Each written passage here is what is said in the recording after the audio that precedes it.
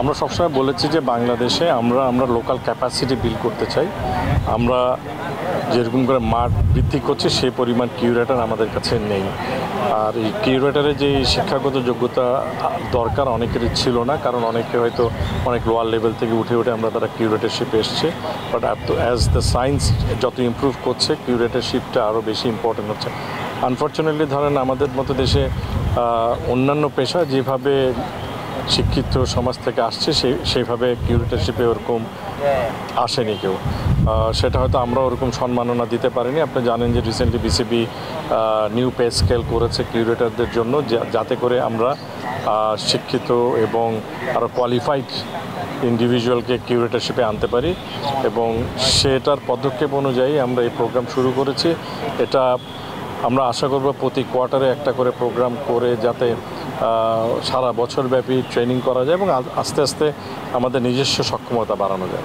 যুক্তরাষ্ট্রের 1 নম্বর gym chain গোল্ডস gym এখন আবারও বাংলাদেশে বসুন্ধরা আবাসিক এলাকা ও বসুন্ধরা সিটি শপিং মলে। বর্তমানে যেটা বিসিবি ডিসিশন করেছে যে আমরা একটা প্রক্রিয়ায় আছি। আমি যেটা বললাম আমাদের নিজস্ব সক্ষমতা বাড়ানোর জন্য আমাদের সবচেয়ে বড় জিনিস যেটা আমরা এখনও খুঁজছি সেটা হচ্ছে একটা ট্রেনি কিউরেটর। এ ধরনের যদি একজনকে পেয়ে যাই তাহলে আর আমরা অন্য কোনো বিদেশিকে বিসিবিতে রাখবো না। একজন ট্রেনি কিউরেটর যদি থাকে তাহলে সারা বাংলাদেশে সেই আমাদেরকে ট্রেনিং করাবে। আমরা খালি কাজ করার জন্য যে দক্ষতা আমাদের মধ্যে প্রায় গড়ে উঠেছে, আমরা আস্তে আস্তে সেভাবেই আমরা যাব। It is already on the work. এটা আমরা চেষ্টা করছি, যদি আমরা 1 মাস 2 মাসের মধ্যে এটা করতে পারি তাহলে আমাদের জন্য ভবিষ্যতে আর বাইরের বিশ্বের উপরে আমরা ডিপেন্ডেন্স হব না। প্রথমত হচ্ছে আমাদেরকে ইভ্যালুয়েশন করতে হবে আমাদের অবস্থানটা কোথায়। সেই ইভ্যালুয়েশনের থেকে যদি আমরা শিক্ষা নিয়ে সামনের দিকে আগাবো। এর মধ্যে আপনি জানেন যে আমরা 3 জনকে আমাদের গভর্নিং কাউন্সিলে দিয়েছে। আমরা এটাকে পরিধিটাকে আর একটু বৃদ্ধি করব। বৃদ্ধির মধ্যে আমরা বিভিন্ন পেশাজীবী থেকে গভর্নিং কাউন্সিলে অন্তর্ভুক্ত করব, যাতে আমরা আরও বেশি সহযোগিতা পাই। এটা লিগ্যাল, ফাইন্যান্সিয়াল, মার্কেটিং এই 3টা ডিপার্টমেন্ট থেকে হয়তো আমরা মানে বাংলাদেশে যারা এই ধরনের কাজে করে থাকেন তাদেরকে আমাদের গভর্নিং কাউন্সিলে অন্তর্ভুক্ত করব। এটা হচ্ছে একটা পরিকল্পনা। আর আমরা বিভিন্ন T20 ফ্র্যাঞ্চাইজি লিগ পরিচালনা কিভাবে হয় সেটার একটা স্টাডি করছি।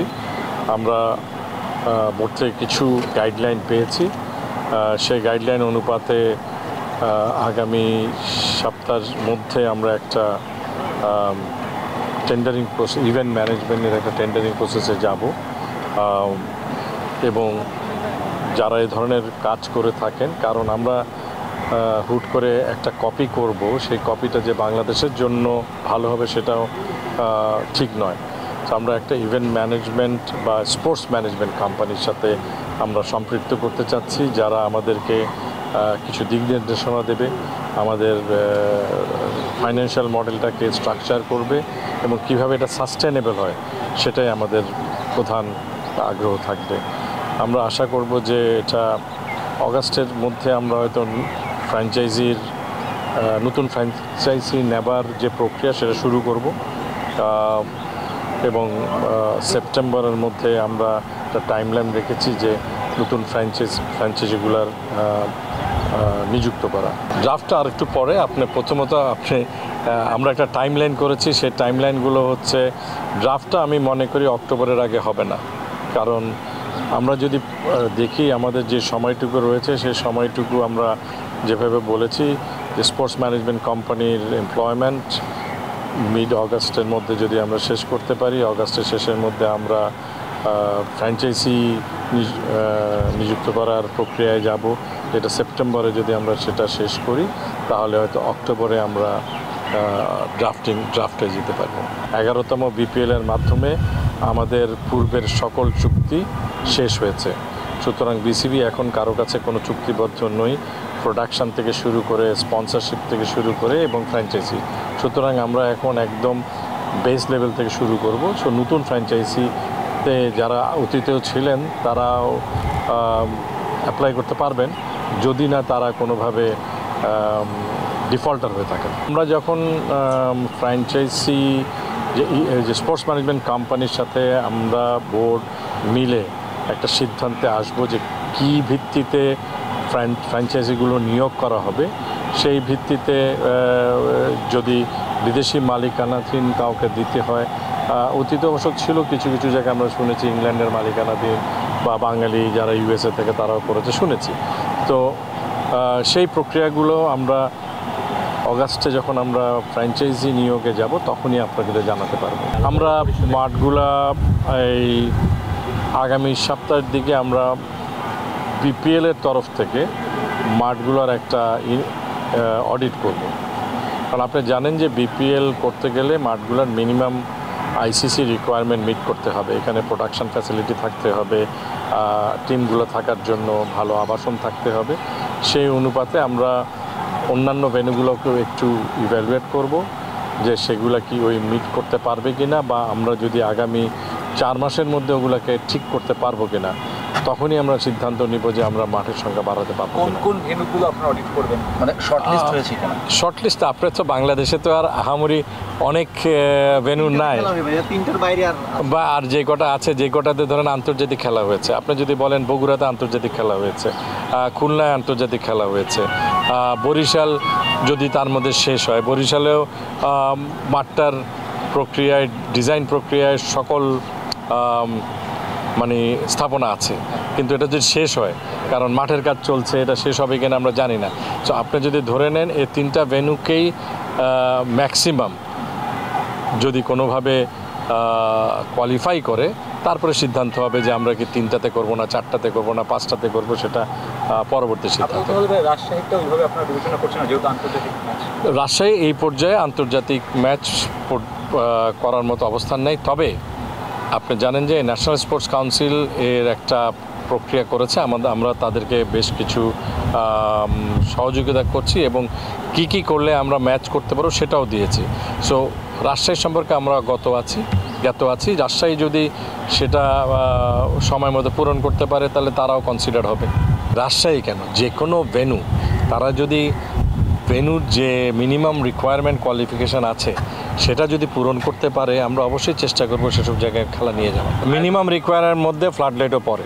মানে সেই সংকট দূর করার জন্য কি বোর্ড কোনো পদক্ষেপ নিয়েছে? বা আমরা তো আপনাকে বললাম যে প্রথম ম্যাটারটা আপনাকে একটু শুনেন আপনি কাইন্ডলি।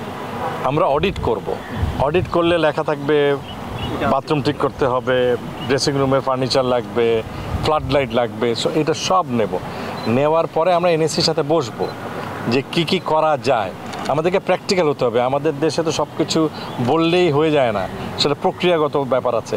তো সেগুলোর থেকে দেখে কোনটা করা সম্ভব সেই অনুপাতে ওগুলোকে অন্তর্ভুক্ত করা যাবে। আমি বলছিলাম স্পোর্টস ম্যানেজমেন্ট, তারা আমাদেরকে হয়তো পরামর্শ দেবে, তার সাথে আমাদেরও পরামর্শ থাকবে।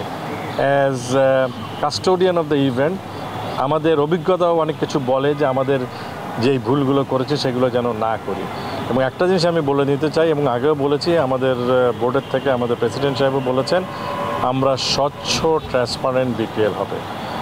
যারা বিপিএলের দল নেবার জন্য আগ্রহী আছেন তাদেরকে ওই প্রক্রিয়ার মধ্যে দিয়ে আসতে হবে। কোনো আলাদা চিঠি বা ফোন কল বা আলাপ করার সাথে কোনো সম্পর্ক নেই। সো যাকেই আসতে হবে তাকে ওই ক্রাইটেরিয়া মিট করতে হবে, ওই কোয়ালিফিকেশান ক্রাইটেরিয়াতে থাকতে হবে।